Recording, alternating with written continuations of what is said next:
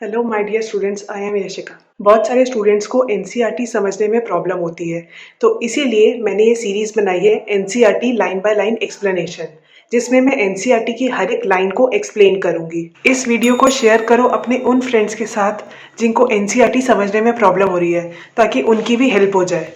So keep watching the video.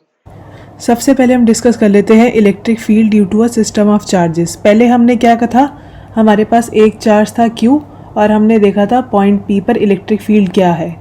लेकिन अगर हमारे पास बहुत सारे चार्जेस हैं, मान लेते हैं ये कॉन्फ़िगरेशन है, तो इसमें क्या है, हमारे पास बहुत सारे चार्जेस है Q2, Q1, Q3, Q4 और हमें पॉइंट P पे इलेक्ट्रिक फील्ड निकालनी है। उसके लिए हम क्या यूज़ करेंगे, प्रिंसिपल ऑफ सुपरपोजिशन। अब पिछले वीडियो का थोड़ा रिकैप कर लेते हैं जो हमने देखा था, electric field due to a point charge. हमारे पास जो चार्ज Q है वो O पे है और हमें इलेक्ट्रिक फील्ड पॉइंट P पर निकालना है, जो कि डिस्टेंस R पर है इस Q चार्ज से। तो इलेक्ट्रिक फील्ड P पर क्या हो जाएगी, 1/4πε0 Q/r²। और इसका डायरेक्शन कैसे निकलेगा, डायरेक्शन निकालने के लिए हम क्या करेंगे, P पे 1 कूलम ऑफ चार्ज रख देंगे। तो जो फोर्स की डायरेक्शन इस 1 कूलम ऑफ चार्ज पे होगी वही हमारी इलेक्ट्रिक फील्ड की डायरेक्शन हो जाएगी। तो अगर ये Q चार्ज भी पॉजिटिव है, Q चार्ज इस 1 कूलम ऑफ चार्ज पे अपने से दूर फोर्स लगाएगा इस डायरेक्शन में। तो ये डायरेक्शन ले लेते हैं। E का डायरेक्शन कौन बताएगा, यूनिट वेक्टर जो कि O से P पॉइंट कर रहा है, वो क्या यूनिट वेक्टर आर कैप। तो E का डायरेक्शन क्या हो जाएगा, आर कैप के अलोंग। अब आ जाते हैं इस फिगर पे। तो अब हमारे पास जो पॉइंट P पर इलेक्ट्रिक फील्ड है वो किसकी वजह से है, charge Q1, Q2, Q3, Q4 से लेके Qn चार्जेस तक है। तो हम नेट इलेक्ट्रिक फील्ड हमें कैसे पता लगेगी, सुपरपोजिशन प्रिंसिपल से। तो नेट इलेक्ट्रिक फील्ड जो पॉइंट P पर होगी, vector sum of E1 plus E2 से लेके प्लस En तक। E1 क्या है, E1 है electric field at P due to Q1 charge. E2 क्या है, electric field at P due to Q2 charge. Similarly इधर E3 टर्म भी होगा, तो E3 क्या है, electric field at P due to Q3 charge. से लेके कब तक चलेगा, electric field at P due to QNH charge, ये QN चार्ज की वजह से। अब इधर इलेक्ट्रिक फील्ड की डायरेक्शन देख लेते हैं कैसे आ रही है। तो इधर इलेक्ट्रिक फील्ड की डायरेक्शन निकालने के लिए हम क्या करेंगे, इधर 1 कूलम ऑफ चार्ज को रखेंगे, फिर देखेंगे इस पर क्या फोर्स लग रहा है और अज्यूम कर लेते हैं कि ये सारे Q1, Q3, Q4 ये सारे पॉजिटिव है। तो क्योंकि ये Q1 भी पॉजिटिव, ये भी पॉजिटिव, तो Q1 इस 1 कूलम ऑफ चार्ज पे किधर फोर्स लगाएगा, ये उसको रिपेल करेगा। तो फोर्स कहाँ लगाएगा, अपने से दूर। सिमिलरली Q2 भी पॉजिटिव है और ये 1 कूलम ऑफ चार्ज भी पॉजिटिव है, तो Q2 1 कूलम ऑफ चार्ज पे किधर फोर्स लगाएगा, अपने से दूर। तो ये E2 का डायरेक्शन जो होगा वो यहाँ होगा। सिमिलरली E3, E4 सबके डायरेक्शन ऐसे आ जाएंगे। अब हम लिख लेते हैं एक्सप्रेशंस क्या है E1, E2, E3 के।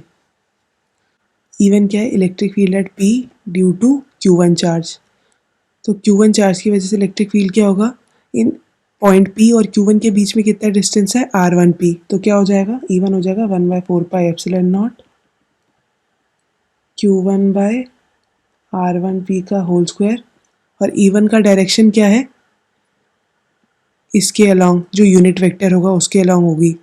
और ये यूनिट वेक्टर क्या है, मान लेते हैं ये है आर कैप 1P।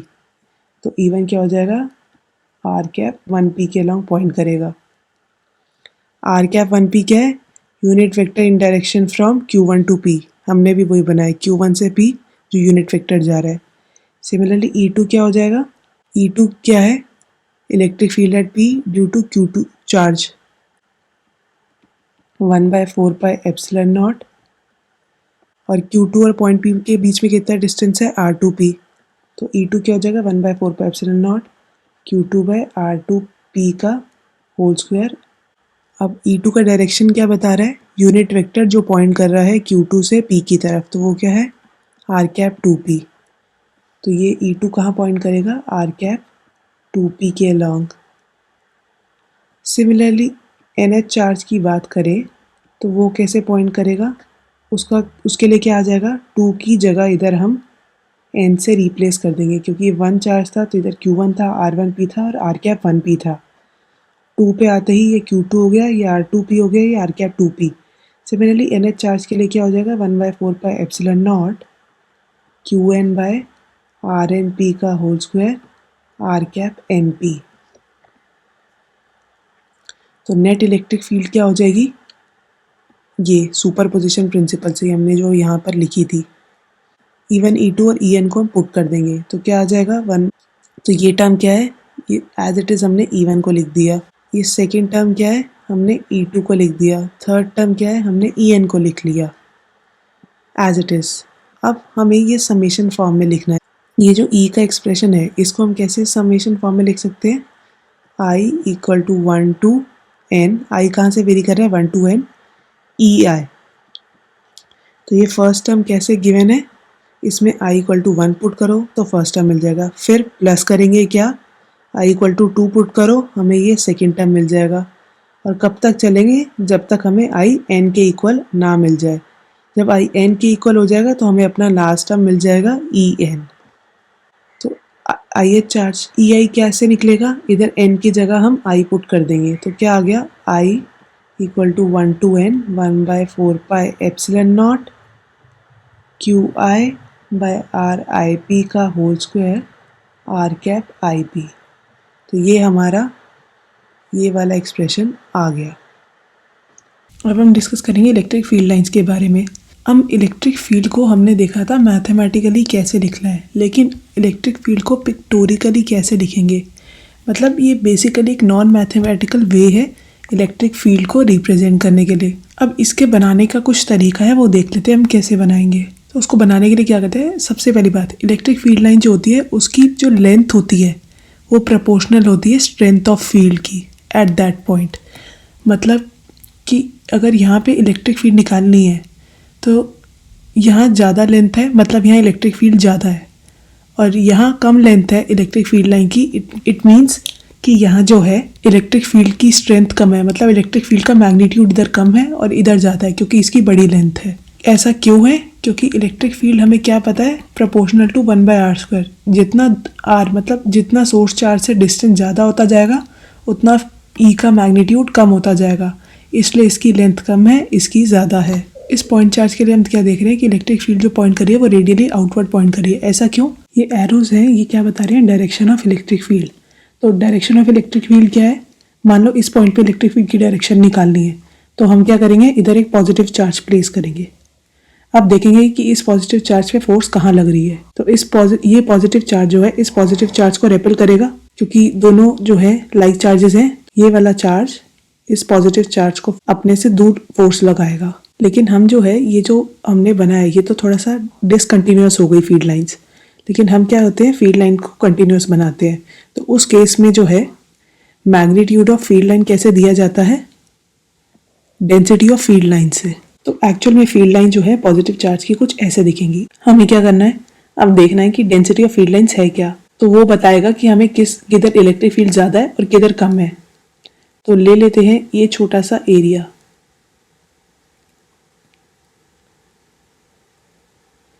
तो हम क्या देख रहे हैं कि इससे कितनी फील्ड लाइंस पास कर रही है, 3 पास कर रही हैं, ये और ये।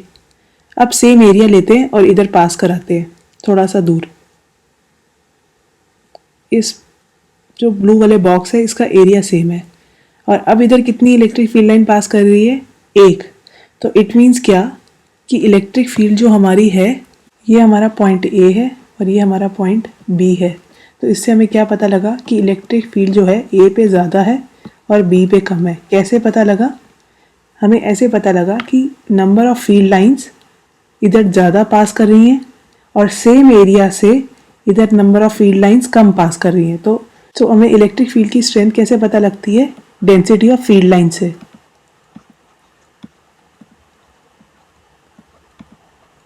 उस गिवन एरिया में कितनी है डेंसिटी ऑफ फील्ड लाइंस। तो हमने क्या करा, डेंसिटी ऑफ फील्ड लाइंस लेने के लिए एक फिक्स्ड एरिया लिया, उसमें देखा कि कितनी फील्ड लाइंस पास कर रही हैं। अगर आपको ये समझ नहीं आया तो हम आगे भी देखेंगे कि ये कैसे निकाला है। एक एग्जाम्पल और लेंगे। आई होप आपको सब अच्छे से समझ आ रहा होगा और कुछ नई नई चीजें भी मिली होंगी। So do like this video and channel को सब्सक्राइब कर दो ताकि आने वाली ऐसी और भी वीडियोस आपको सबसे पहले मिले। अगर आप चाहते हो कि मैं ऐसी और भी वीडियोस बनाऊं तो इस वीडियो को लाइक कर देना और चैनल को सब्सक्राइब कर देना। अब आ जाते हैं नेक्स्ट चीज पे, सॉलिड एंगल पे। सो सॉलिड एंगल को समझने के लिए हम क्या ले रहे हैं, ये कोण ले रहे हैं और ये हमारा एरिया है डेल्टा ए। तो बेसिकली ये कोण क्या है, एक स्फीयर का पार्ट है जिसका रेडियस है आर। तो ये हमारा आर हो जाएगा और ये एरिया को जो एंगल बना रहा है सेंटर के साथ वो क्या है, सॉलिड एंगल 3D में बना रहा है, ये एंगल है डेल्टा ओमेगा। तो 11th क्लास में पढ़ा होगा आपने, डेल्टा ओमेगा क्या है, delta A by R square. अब बात करते हैं इस फील्ड लाइन में, इससे क्वेश्चन बेसिकली क्या आता है, ये कि strength of electric field has 1/r² dependence, ये हमें प्रूव करना है। तो उसके लिए हम क्या लेंगे, ये electric field for a point charge has 1/r² dependence, उसको प्रूव करने के लिए हम ये डायग्राम कंसिडर करते हैं। तो हम क्या लेते हैं, हम मान लेते हैं कि यहाँ पे एक पॉइंट चार्ज क्यू रखा हुआ है, उससे फील्ड लाइंस निकल रही हैं। वैसे तो बहुत सारी निकल सकती हैं, लेकिन अभी हमने इस रिलेशन को प्रूव करने के लिए हमने कुछ limited number of field lines ही ली है। हमने basically strength of field line निकालना है पहले। तो हमने क्या लिया है, ये आर रीजन और एस रीजन में स्ट्रेंथ ऑफ फील्ड लाइन देखनी है क्या है। तो हमने क्या लिया, सेम एरिया लिया और इधर इलेक्ट्रिक फील्ड की स्ट्रेंथ या मैग्नीट्यूड देखने के लिए हम क्या करेंगे कि उस सेम एरिया से देखेंगे कितनी फील्ड लाइंस पास कर रही है। इधर हम क्या देख रहे हैं कि इधर जो है एक एरिया जो लिया है उससे 3 फील्ड लाइन पास कर रही है, लेकिन सेम एरिया हम इधर लेके आएंगे तो हम क्या देख रहे हैं, सिर्फ एक फील्ड लाइन पास कर रही है। तो सेम एरिया से इधर ज्यादा फील्ड लाइन पास कर रही है और इधर कम पास कर रही है। तो इसलिए ये रीजन क्या है, रीजन ऑफ स्ट्रॉन्ग फील्ड, और ये क्या है, रीजन ऑफ वीक फील्ड। क्यों, क्योंकि इधर सेम एरिया से कम फील्ड लाइन पास कर रही है। दूसरी चीज इधर क्या है कि ये जो सॉलिड एंगल है ये क्या है, डेल्टा ओमेगा, और ये हमारा रेडियस है, ये हमारा रेडियस r1 है, ये हमारा रेडियस है r2। यहाँ तक r1 है और यहाँ तक r2 है। तो ये बेसिकली ये जो हमने कोण लिया है ये सिमिलर है इसके, ये जो हमने कोण कंसिडर करा है ना, एक छोटा कोण है एक बड़ा कोण है, यहाँ जैसे हमने लिया था। तो हाँ, अब हम ये एरिया निकालें, ब्लू वाला पॉइंट P1 पे जो एरिया है ये क्या हो गया, अब हम ले रहे हैं एरिया एट P1, तो वो क्या है, डेल्टा A1। ठीक है, और हमें क्या पता है, और हमने एक रिलेशन निकाला था यहाँ पे, ये वाला delta omega is delta A by R square. तो इधर जो है एंगल क्या है, डेल्टा ओमेगा, तो delta omega is delta A1 by R1 square, क्योंकि इसका रेडियस इधर हमने क्या ले रखा है, R1। ये जो है यहाँ से यहाँ तक और यहाँ तक ये R1 है, A1 क्या आ गया, delta omega into R1 square. तो एरिया एट P1 क्या आ गया, इसको लिख लेते हैं, डेल्टा ओमेगा R1 स्क्वायर। अब सिमिलरली हम ये P2 पे जो एरिया है उसको कंसिडर करते हैं। अब लेते हैं एरिया एट P2, तो वो क्या है, delta A2। So delta A2 area at P1 जैसे हमने क्या निकाला था, डेल्टा ओमेगा R1 स्क्वायर। तो एरिया डेल्टा A2 क्या ऐसे निकलेगा, तो इसका जो सॉलिड एंगल है इस एरिया का वो भी सेम है, डेल्टा ओमेगा। तो डेल्टा ओमेगा क्या है, डेल्टा A2 बाय R2 का स्क्वायर। ये एरिया A2 है जो हमने शेड करा है और ये रेडियस R2 है, तो आ गया R2 का स्क्वायर। तो डेल्टा A2 क्या आ गया हमारे पास, तो डेल्टा A2 क्या आ गया, डेल्टा ओमेगा R2 का होल स्क्वायर। तो हमने एरिया एट P1 भी निकाल लिया, एरिया एट P2 भी निकाल लिया। अब हमें निकालना है डेंसिटी ऑफ फील्ड लाइंस। हमने इन दोनों में देखा कि same number of field lines pass कर रही हैं, इस एरिया से भी, ब्लू वाले एरिया से भी और रेड वाले एरिया से भी। तो total number of field lines क्या हो गई,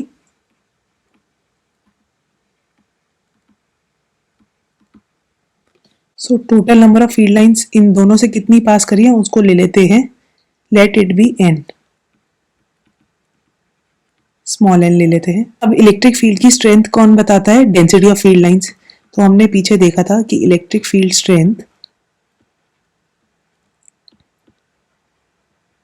is proportional to density of field lines.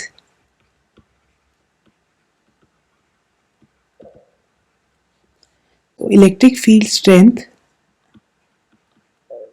Eight P1 वो किसके प्रोपोर्शनल होगी? Total number of field lines. Density क्या है? Total number of field lines जो ब्लू एरिया से पास कर रही हैं डिवाइडेड बाय ये ब्लू वाला एरिया जो हमने बनाया है। तो वो क्या आ गया? ब्लू वाला एरिया कितना है? Delta A1। तो total number of field lines है n और डेल्टा A1 क्या है? Delta omega R1 square. Similarly तो इलेक्ट्रिक फील्ड स्ट्रेंथ P2 मतलब इस P2 पे इलेक्ट्रिक फील्ड की स्ट्रेंथ क्या होगी? वो होगी किसके proportional? Total number of field lines divided by इससे कितनी फील्ड लाइंस पास कर रही हैं डिवाइडेड बाय इस रेड वाले का एरिया। तो इसका एरिया क्या है? Delta A2। अब हमने क्या देखा कि जितनी फील्ड लाइंस इस ब्लू एरिया से पास कर रही है उतनी ही रेड एरिया से पास कर रही है। तो क्या आ गया? दोनों एरिया से ही सेम फील्ड लाइंस पास कर रही हैं। तो इधर भी n फील्ड लाइंस पास कर रही हैं और इधर का एरिया A2 क्या है? Delta omega R2 square. तो EP1 और EP2 के लिए हमने क्या देखा? n और डेल्टा ओमेगा क्या है? फिक्स्ड है, क्योंकि same number of field lines दोनों से पास कर रही हैं, इसलिए n मतलब नंबर ऑफ फील्ड लाइंस जो पास कर रही हैं इस रेड और ब्लू एरिया से, और जो ये दोनों का सॉलिड एंगल है वो दोनों सेम है। EP1 किस पे डिपेंड कर रहा है?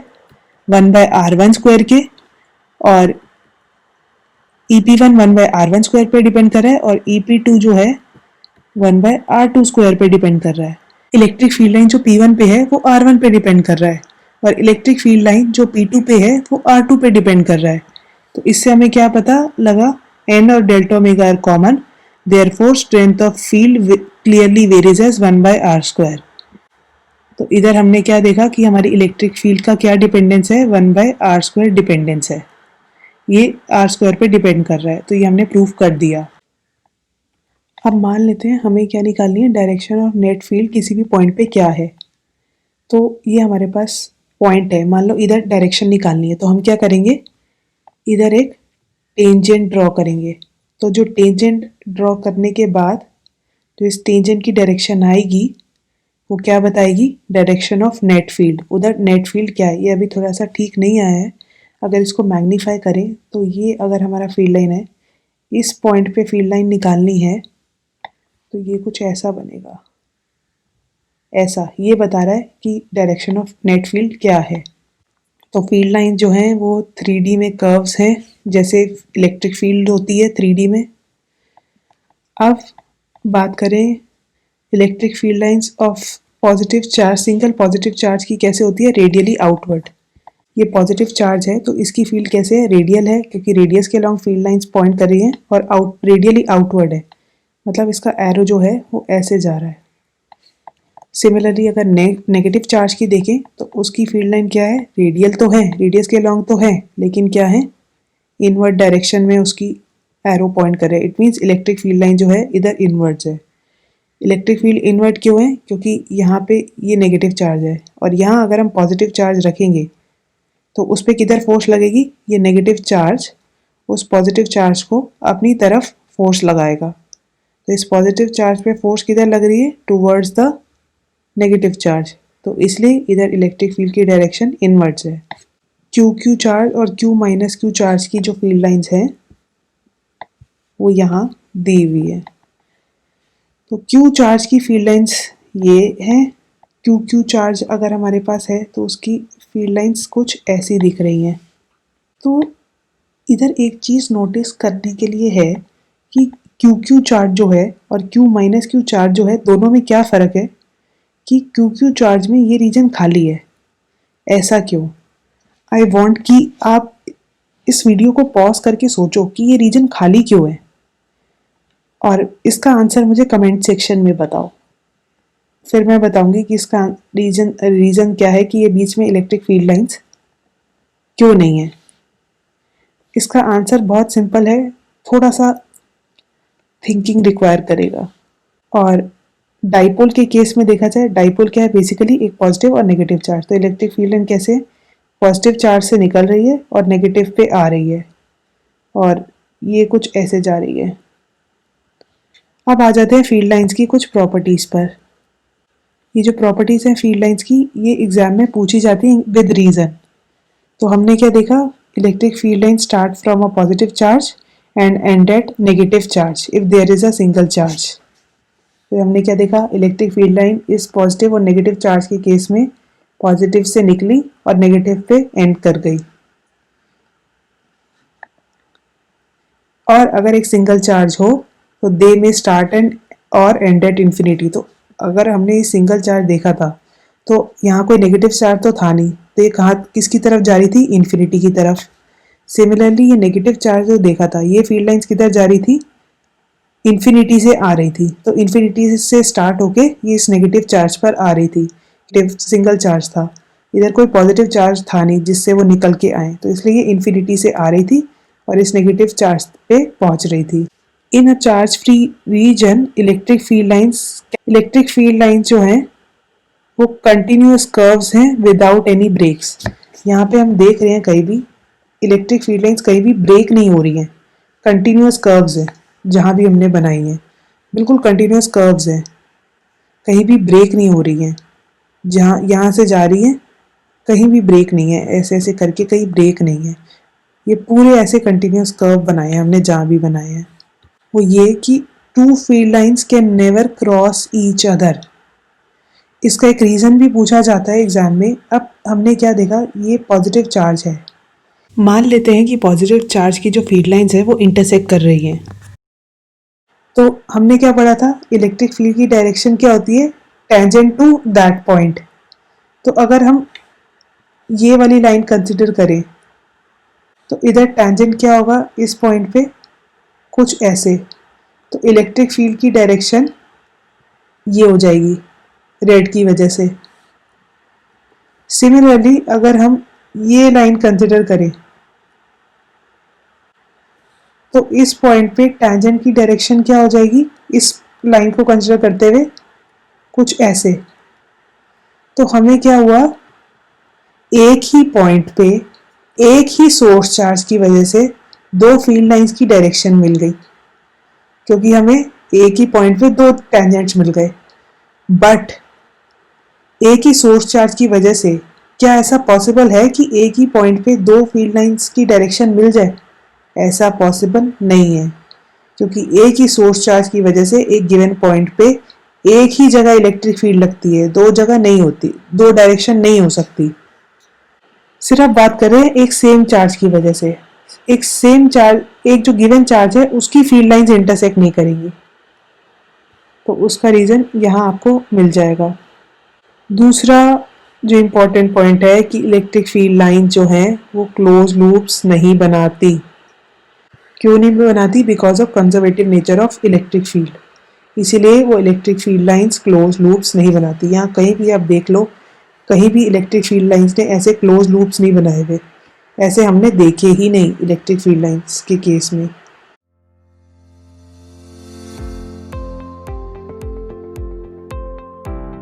See you next time.